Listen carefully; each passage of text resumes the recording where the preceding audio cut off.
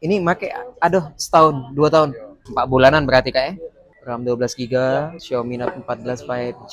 Ini baru dikata terawat tuh cek ini nah. Xiaomi Note 14 5G 12 Limo 12. Itu ketambah sama HP baru Poco C71. Jadi di sini posisinya aku yang nambah ke kakaknya.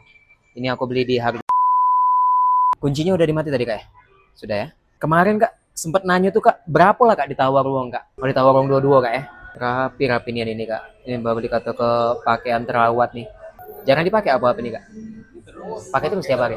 Kak ini aku udah selesai cek, tinggal kita unboxing deh yang Poco C71-nya kak. Kak ini aku buka kak ya. Poco C71 varian 4 GB internal 128 GB warna hitam. Bener kak ya? Oke guys, Poco C71 harga murah meriah muntah, dua warna, glossy sama dope. Kelengkapannya di sini ada adapter sama kabel. Terus ada soft case juga di sini.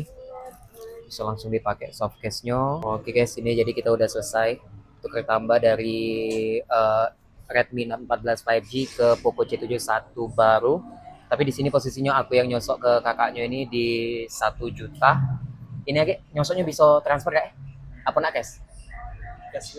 Cashback kak, aku tarik ke belakang beda apa kak? Sip, thank you.